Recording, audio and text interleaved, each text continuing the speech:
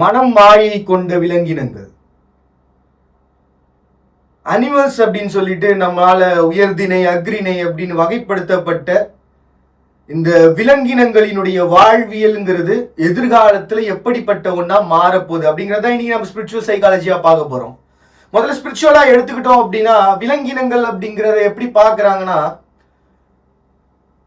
இறைவனுடைய படைப்புல உருவாக்கப்பட்ட இந்த அத்தனை வகையான பரிணாமங்களும் இயற்கையை காப்பதற்காக இயற்கை உருவாக்கி கொண்ட குழந்தைகள். என்னைக்கு அந்த விலங்கினங்கள்ல இருந்து நம்ம கொஞ்சம் விலகி உலகத்தினுடைய மாற்றங்கள்னு சொல்லிட்டு உருவாக்கணுமோ அன்னைக்கு இயற்கை நம்மளை பிரிச்சு வச்சிருச்சு. நல்லா யோசிச்சு பாருங்க, எந்த விலங்கினங்களாவது இயற்கையை மீறிய ஒரு படைப்பை இந்த உலகத்துல உருவாக்குதான? அப்படி என்ன பெருசா விலங்கினங்களுக்கு சக்தி இருந்துற போகுது அப்படின்ற கேள்வியில நமக்குள்ள ஏகப்பட்ட தேடும். நம்ம ஷார்ட்டா சொல்லணும் அப்படின்னு வச்சுங்களேன், ஒரு கொசு மழையில் நனையாம பறக்கும். ஒட்டுமொத்த தேனீக்களினுடைய கூட்டமும் ஒன்று சேர்ந்து ஒரு நீதியினுடைய அடிப்படையில் இயங்குற ஒரு தலைமையின் கீழே எல்லாமே இயங்கும். ஒரு பூளை இவ்வளவுதான் தேன் எடுக்கணும், வரும்போது தேனை கொஞ்சம் தங்க வச்சுட்டு வரணும். அப்பதான் அந்த மகரந்த சேர்க்கைன்னு ஒண்ணு நடக்கும். பூவில் இருக்கக்கூடிய ஒட்டுமொத்த தேனையும் உறிஞ்சிடக்கூடாது அப்படின்னு. அதனுடைய கர்மா தான் பாத்தீங்கன்னா நம்ம இன்னைக்கு தேனை எடுக்கும் பொழுது பகுதி தேனை விட்டுட்டு மீதி எடுத்துட்டு வரோம். உலகத்துல இருக்கக்கூடிய ஒவ்வொரு விலங்கினத்துக்கும் பாத்தீங்கன்னா ஒவ்வொரு மாயை இருக்கும். நம்மளுடைய பார்வையில அத்தனையும் மாயின்னு வைங்களேன், அந்த விலங்கினத்தினுடைய பார்வையில வாழ்வியல்.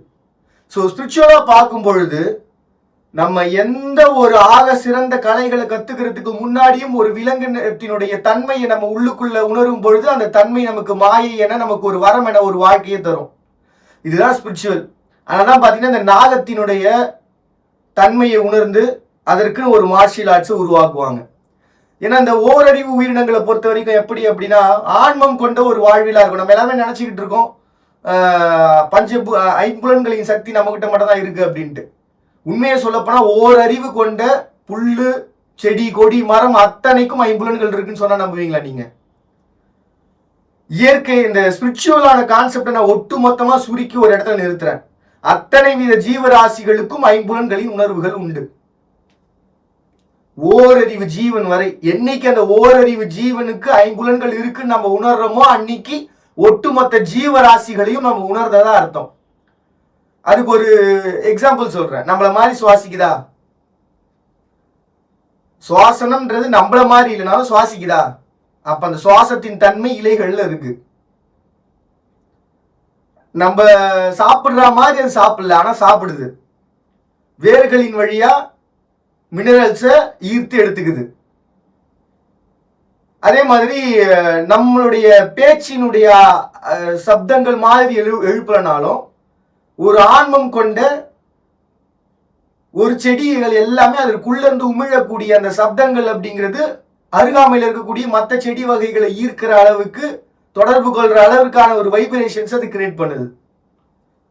அப்ப பேச்சும் வந்துருச்சு. அப்ப கேட்டல் எப்ப பேசுது அப்படின்னா கேட்டல் மூலமா பேசுது. அப்ப அது எப்படி கேட்கும் அப்படின்னா இந்த உலகத்தினுடைய காற்றினுடைய அசைவுகள்ல நம்ம ஒரு கதை ஒன்று வச்சிருப்போம் பார்த்தீங்களா, கொடி அசைஞ்சதும் காற்று வந்ததா இல்லை காற்று வந்ததும் கொடி அசைஞ்சதாங்கிற மாதிரி சுத்தி இருக்கக்கூடிய ஆன்மங்களினுடைய ஒரு வைப்ரேஷன்ல அருகாமையில் இருக்கக்கூடிய ஒரு செடிகளோட பேசும். அதனாலதான் பார்த்தீங்கன்னா ஒரு குறிப்பிட்ட இடத்துல மட்டும் ஒரு செடிங்க வளர்ந்துருக்கும். அந்த செடிகளை தாண்டி வேற ஒரு செடி வராது.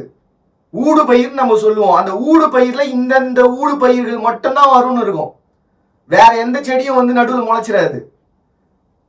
இப்போ ஒரு வயல்வெளியில நம்ம ஒரு நாத்து நடுறோம்னு வைங்களேன், அந்த நாத்தை கெடுக்கிறதுக்காக நடுவில் ஒரு கிளை வளருதுப்பா அப்படின்னு சொல்றாங்க. எதுக்காக அந்த ஒரு செடி அங்க வளரணும்? நல்லா யோசிச்சு பாருங்களேன். உண்மையை சொல்ல போனா அந்த செடிகளை காப்பாற்றுறதுக்காக தான் அது வளரும். அங்க இருக்கக்கூடிய பூச்சி பொட்டை கொள்றதுக்காகவோ இல்லாட்டி எதுவும் வியாதி அந்த செடிக்கு வந்துருச்சுன்னா அந்த செடியினுடைய வியாதியை போக்குறதுக்காக தன் துணைக்காக உருவாக்குகிற ஒரு கொடி அது. கேட்கறது பைத்தியக்காரத்தனமா இருக்கலாம், பட் இருந்தாலும் நான் உணர்ந்து படிச்சதுல இதுதான் எனக்கு தெரிஞ்சது. அப்புறம் அது களை பறிக்கிறதுன்னு சொல்லுவாங்க. ஏன்னா ஒரு கட்டத்துக்கு அப்புறம் தன்னை காப்பாற்ற வந்த அந்த செடியை அழிக்கிறதுக்கு அந்த பக்கத்துல இருக்கக்கூடிய செடிக்கு விருப்பம் இருக்காது. அதனாலதான் அதை களை பறிக்கிறதுன்னு சொல்லிட்டு அதுக்குன்னு ஒரு குறிப்பிட்ட காலம் வச்சுதான் களை பறிப்பாங்க. உடனே எல்லாம் களை பறிச்ச மாட்டாங்க. வளர்ந்த உடனே டக்குன்னு பறிச்சிட மாட்டாங்க. நல்லா துளிர் விட்டு வளர்ந்த பிறகு அதனுடைய இயற்கையினுடைய அமைப்புல பாதுகாக்கிறதுக்காக வளர்ந்த அந்த செடிகளை பாதுகாத்த பிறகு தன்னுடைய வேலையை முடிச்சதுக்கு அப்புறம் மனுஷன் அந்த இடத்துல தன்னுடைய துணையை கொடுப்பான். ஓகே, நான் எடுத்துறேன் அப்படின்ட்டு. அப்படிதான் அந்த செடியினுடைய பாதுகாப்புன்றது இருக்கும். ஸோ எல்லா வகையான பரிணாமமும் பார்த்தீங்கன்னா இயற்கையில ஓரறிவு ஜீவிகள் முதல் 5 அறிவு ஜீவிகள் வரைக்கும் தன்னைத்தானே காத்துக்கிறதுக்காக இயற்கை உருவாக்கிக்கிட்ட ஒரு அமைப்பு. அப்ப உலகத்துல இருக்கக்கூடிய அத்தனை விதமான செடி கொடி மரத்துல இருந்து 5 அறிவு ஜீவிகள் வரைக்கும் மனம் கொண்ட ஒரு மாயை அப்படிங்கிற ஒரு தன்னார்ந்த தன்னுள் எழுகிற ஒரு ஆற்றல் கொண்ட சக்தி படைத்தவைகள் தான் அத்தனையும் அப்படின்னு ஒரு இடத்துல ஸ்பிரிச்சுவல் நிக்கிறாங்க. எல்லா அனிமல்ஸுக்கும் ஒண்ணு விடாம இந்த முதல்ல மேல இடி ஊஞ்சா தப்பிச்சிரும். இந்த ஆமை பாத்தீங்க அப்படின்னா பொறுமையா மூவ் ஆகும். இந்த 5 புலன்களை அடக்கி ஆளுகிற சக்தி ஆமைக்கு உண்டு. அதனால அதை காக்கிறதுக்காக ஓடு உருவாச்சு. அது முதற்கொண்டு உலகத்தில் இருக்கக்கூடிய அத்தனை விதமான விலங்கினங்களினுடைய செயல்பாடுகளால உள்ளெழுந்தவைதான் மாயை. என்னைக்குமே அந்த விலங்கினத்தினுடைய செயல்பாடுகள்ன்றத அந்த விலங்கினங்கள் மாத்திக்காது. ஆனா மனுஷன் நாம என்ன பண்ணுவோம், நமக்கு ஏத்த மாதிரி இந்த முகத்தின் அமைப்புல, இந்த உடலின் அமைப்புல, இந்த கைகாலினுடைய அமைப்புல ஒன்னு உருவாக்கி வச்சுக்கிறோம்ப்பா அப்படின்னு சொல்லி உருவாக்கி வச்சிருக்கிறோம். இப்ப இந்த இடத்த இதுக்கு முன்னாடி வரைக்கும் ஸ்பிரிச்சுவல் என்ன பண்றாங்க, நீங்களா இருக்கிற வரைக்கும் வாழ்க்கை, நீங்களா இல்லாத போது உங்களுடைய வாழ்க்கைன்றது மாறிடும். நாங்களா இல்லாததாலதான் இன்னைக்கு இந்த இயற்கையே எங்களை படாது பாடுபடுத்திக்கிட்டு இருக்கு. நேரத்துக்கு மழை வர்றது கிடையாது, நேரத்துக்கு எங்க எல்லாருக்கும் சக்திகள் கிடைக்கிறது கிடையாது. அதனால ஒவ்வொன்றா நாங்க மாத்தி மாத்தி உருவாக்கிட்டு உலகத்தினுடைய பொய்மை என்கிற ஒரு சுழற்சிக்குள்ள மாட்டிக்கிட்டோம். அதனால விலங்கினங்கள் நீங்களா இருங்க அப்படின்னு சொல்லிட்டு விலங்கினங்கள் மேல ஒரு பாதுகாப்பை காட்டுன்றதுக்காக இந்த யானைங்களுக்கு சாப்பாடு வைக்கிறதுல இருந்து எல்லாமே பண்ணிட்டு இருக்காங்க. எங்கெல்லாம் பாருங்களேன், என்னைக்கு மனுஷன் என்ன பண்றான்னா, எப்ப விலங்கினத்தோட தொடர்பு கொள்ள ஆரம்பிக்கிறான்னா அந்த ட்ரைனிங் கொடுப்பாங்க. தேவாங்கு முதற்கொண்டு, குரங்கு இனங்கள் முதற்கொண்டு, சிங்கம் முதற்கொண்டு அத்தனைக்கும் ட்ரைனிங் கொடுக்கும் போது அதெல்லாம் கத்துக்கிறாங்க. இந்த விலங்கினங்களுடைய இந்த விஸ்பரஸ் அப்படின்னு சொல்லிட்டு சொல்லுவாங்க. ஒரு குழந்தைங்களை அணுகிற மாதிரி குழந்தைங்களை ஒரு அனிமலை வளர்க்கறதுக்கோ ட்ரெயின் பண்றதுக்கோ கத்துக்கிறவங்க தான் உண்மையை புரிஞ்சுக்கிறாங்க. அவங்க மூலமா வெளியே வர்ற உண்மைகள் தான் இது எல்லாமே. ஒரு அனிமல்ஸை வசப்படுத்தும் போது அந்த அனிமல்ஸ் நமக்கு எல்லாத்தையும் சொல்லி தரும். ஒண்ணுமில்ல, ஒரு நாயினுடைய ஒரு தன்மையை சொல்றேன் பாருங்களேன். ஒரு ஸ்பிரிச்சுவலா ஒட்டுமொத்தமா சொன்ன ஒரு கதை. ஒரு ஞானி பக்கத்துல ஒரு நாய் ஒரு குறிப்பிட்ட டிஸ்டன்ஸ்லயே நின்றுட்டு இருக்கும். உள்ளேயும் வராது, ஞானியை தொடவும் தொடாது. ஏன்னா அந்த மதத்தை பொறுத்த வரைக்கும் என்ன ஒரு கூற்று, அந்த கதை என்ன சொல்றாங்க அப்படின்னா, ஒரு மனிதனுடைய முற்பிறவி நாய்கள், அதாவது உச்சகட்டமான சிந்தை கொண்டு வாழ்ந்தவங்களுடைய முற்பிறவி நாய், உச்சகட்டமான சிந்தை கொண்டு வாழ்ந்தவர்களினுடைய அடுத்த பிறவியும் நாய் தான். இதுதான் பாத்தீங்கன்னா ஒரு அதீதமான சிந்தை கொண்டு வாழ்ந்தவங்களுடைய திங்கிங் தாட்ல இருக்கிறது. அப்ப என்னன்னா முற்பிறவி அனிமல்ஸ், அதுக்கு அடுத்ததும் அனிமல் தான். அப்ப நடுவில் நம்ம மறுபடியும் மனுஷனா பிறக்கணும் அப்படின்னா அதுக்கு என்னதான் வழி அப்படின்னு கேட்டீங்கன்னா, பாசம் கொண்ட ஒரு வாழ்க்கையை நம்ம வாழ்ந்தாகணும். சரி, நம்ம ரொம்ப சுத்தி வளைச்சு போக வேண்டிய விஷயத்துக்கு வந்துருவோம். ஸோ என்ன விஷயம் அப்படின்னு பார்த்தீங்கன்னா,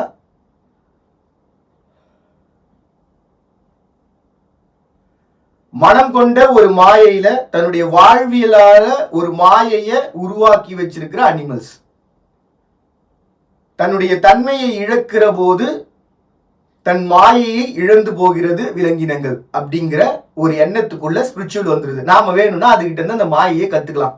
இப்போ பூனைகள்லாம் அந்த காதுகளை மட்டும் தூக்கும். அதனாலதான் பாத்தீங்கன்னா எகிப்தியன்ஸை பொறுத்த வரைக்கும் மியூ மவு அப்படின்னு சொல்லிட்டு அதை அரவணைப்பாங்க. அது என்ன உண்மையாவே பண்ணும் அப்படின்னு பாத்தீங்கன்னா, தன்னுடைய காதுகளுக்குள்ள என்ன சத்தம் போகணுமோ அந்த சத்தத்தை மட்டும் அப்சர்வ் பண்ணி இழுக்கும். மோஸ்ட்லி நிறைய அனிமல்ஸ் அப்படிதான். என்ன சப்தம் மட்டும் எனக்கு வேணுமோ அந்த சப்தத்தை மட்டும் கூர்ந்து கவனிச்சு இழுக்கிற ஒரு மாயைத்தன்மை கொண்டதான் உலகத்தினுடைய அதீதமான விலங்கினங்கள். ஸோ இந்த இடத்துக்குள்ள ஒட்டு மொத்தமா நம்ம ஒரு விலங்கினத்தை உணர்ந்து விலங்கினங்களுடைய வாழ்வையில ஒரு குழந்தை பார்வையில வாழ்கிற ஒரு உன்னதமான கிட்டத்தட்ட ஞானிகளின் வாழ்வை கொண்டதுதான் விலங்கினங்கள் அப்படின்னு சொல்லிட்டு நம்ம புரிஞ்சுக்கிறதுனால தான் ஒவ்வொரு விலங்கினத்துக்கிட்டையும் நாம தெரிஞ்சுக்கிறோம் எல்லாத்தையும் போயிட்டு. ஸோ இப்படி ஸ்பிரிச்சுவல் நின்னுருது. இன்னொரு பக்கம் சைக்காலஜி. இந்த ஒரு சின்ன ஒரு எலிய நம்ம என்னெல்லாம் எலி பண்ணுது, அதனுடைய வாழ்வியல் என்ன, இதுக்கு மேலே நம்ம பார்த்துருப்போம் வீடியோல. ஒரு எலி வந்து என்னென்னலாம் பண்ணுதோ அதை எல்லாத்தையும் அப்சர்வ் பண்ணி ஒரு நோட்ஸ் எடுத்து இப்படி ஒரு வாழ்வியல் இருக்கா அப்படின்னு சொல்லிட்டு நம்ம உணர்ற ஒரு தருணம், உணரக்கூடிய ஒரு இடம். இப்படிதான் உலகத்துல இருக்கக்கூடிய எல்லா அனிமல்ஸையும் அனலைஸ் பண்ணி அந்த அனிமல்ஸ் இப்படிலாம் வாழ்ந்தா எப்படி இருக்கும்னு சொல்லிட்டு தான் பார்த்தீங்கன்னா நமக்கு ஏற்ற மாதிரி ஒரு தகவமைப்புல ஒரு விலங்கினம் உருவானா எப்படி இருக்கும்னு சொல்லிட்டு நம்ம ஆராய்ச்சிகளை மேற்கொண்டுகிட்டே இருக்கிறோம். இப்போ இந்த ஸ்பிரிச்சுவலும் சைக்காலஜிகளும் ஒரு இடத்துக்குள்ள முட்டி நிற்பாங்க. எந்த இடம் அப்படின்னு பார்த்தீங்கன்னா, நீங்க இந்த மாதிரி மாற்றங்கள் கொடுக்கறதுனால தான் ஒரு பெரிய பேரழிவுன்றது இங்க உருவாக்கிட்டே இருக்கு, புரிஞ்சுக்குங்க, உணர்ந்துக்குங்க, தெரிஞ்சுக்குங்க அப்படின்ற இடத்துக்குள்ள வந்து நிற்பாங்க. ஆனா சைக்காலஜிகளை பொறுத்த வரைக்கும் இந்த உலகம் ஒரு மானுடத்தினுடைய தேவை என்னங்கிறது புரிஞ்சுதான் வாழ்ந்துனுக்குதா, இல்ல மானுடத்தினுடைய தேவைன்றது என்னங்கிறது தெரிஞ்சுதான் வாழ்ந்துட்டு இருக்கான்றத கண்டுபிடிப்புக்குள்ள ஞானிகள் தன்னுணர்ந்து அறிகிற விஷயங்களை இங்க சைக்காலஜிக்கல் பர்சன்ஸ் நம்மளை சுத்தி இருக்கக்கூடிய விஷயங்கள் மூலமா அறிஞ்சுக்கிட்டு இருக்காங்க. அகம் சார்ந்த வாழ்வியல் ஒரு புறம், புறம் சார்ந்த ஒரு வாழ்வியல் ஒரு புறம், புறம் சார்ந்த ஒரு வாழ்வியல்ல தேடல்கள் ஒரு புறம். அதனால எல்லா விதமான ஆராய்ச்சிகளையும் அத்தனை விதமான துறை சார்ந்தவர்களும் பண்ணிக்கிட்டே வராங்க. ஸோ ரெண்டு பேருமே எந்த இடத்துல வந்து நிக்கிறாங்க அப்படின்னா, ஒரு மாயை கொண்ட ஒரு உலகம், நாம் பார்த்து வியந்து போகிற மாயை கொண்ட ஒரு உலகத்துக்குள்ள நம்மள மீறிய சக்திகள் இந்த உலகத்தை ஆண்டுகிட்டு இருக்கு. அது நம்ம கண்ணு முன்னாடியும் இருக்கு, அது நம்ம கண்ணு முன்னாடி இருக்குன்னு சொல்றது சைக்காலஜி, நம்ம உள்ளுக்குள்ள இருக்குன்னு சொல்றது ஸ்பிரிச்சுவல். ஸோ இப்போ இந்த ரெண்டு ஸ்பிரிச்சுவலும் சைக்காலஜியும் ஒரு இடத்துல வந்து நிக்குது அப்படின்னா எந்த இடம்னா, மனம் கொண்ட நம் மாயை, வாழ்வியலால் உருவான ஒரு மாயை விலங்கினங்கள் அவைகள் அப்படின்னு சொல்லுவோம். அதனால தான் பார்த்தீங்கன்னா செடி கொடி முதல் கொண்டு விலங்கினங்கள் ஆயிடுச்சு. சரி, இப்போ ஸ்பிரிச்சுவலாக நம்ம ஃபியூச்சர்ல எப்படிப்பட்ட ஒரு மாற்றங்களை இந்த உலகம் வந்து உருவாக போது, எப்படி மாற்றங்கள் வந்து விலங்கினங்கள் பார்க்க போறாங்க அப்படின்னு பார்த்தீங்கன்னா, நீங்க என்னதான் சரி ஒரு விலங்கினத்தை மாற்றி உடல் அமைப்பை மாற்றி வச்சாலும் சரி, நமக்கு பிடிச்ச மாதிரி உருவாக்குனாலும் சரி, என்ன பண்ணாலும் சரி அதன் தன்மை மாறாது, குணம் மாறாதியா என்ன பண்ணாலும். அதனால்தான் அந்த ஒரு கான்செப்ட் இருக்கு தெரியுங்களா, நீங்க எவ்வளவு பாடுபடுத்தினாலும் சரி நீங்க என்னன்னா இந்த உலகத்தினுடைய ஒட்டுமொத்த அமைப்பு நிலம், தீ, நீர், வழி, விசும்பு, இதை கடந்து நீங்க இந்த உலகத்தை வந்து உருவாக்கிட முடியுமா? இங்க உருவாக்குற எல்லா பொருளுமே இதனுடைய கலப்பு தான். இதை தாண்டி புதுசா ஒரு கலப்புல ஒன்று உருவாக்க முடியுமா? இந்த பூமியில இருக்கக்கூடிய தனிமங்கள் இவ்வளவுதான், இந்த பூமியில இருக்கக்கூடிய பார்ட்டிகல்ஸ் இவ்வளவுதான்.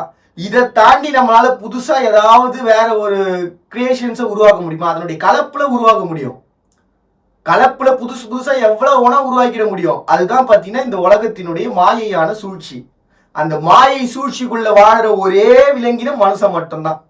அந்த சூழ்ச்சி இருக்கிறதுனாலதான் பூமியும் நிலைச்சு நிக்குது. அதுவும் வேற ஒரு கதை, அதுவும் ஒரு நல்ல ஒரு விஷயம் தான். ஏன்னா இந்த பூமியை நிறுத்துற சக்தி கொண்ட ஒரே விலங்கினம் என்னன்னு பாத்தீங்கன்னா மனிதர்கள் தான்.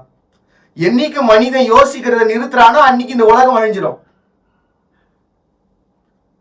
பூமியினுடைய இந்த நிலையே பார்த்தீங்கன்னா சிந்தனை தான். என்னைக்கு சிந்தனை நிற்குதோ அன்னைக்கு இந்த உலகம் அழிஞ்சிடும் அப்படின்ற ஒரு கான்செப்ட்.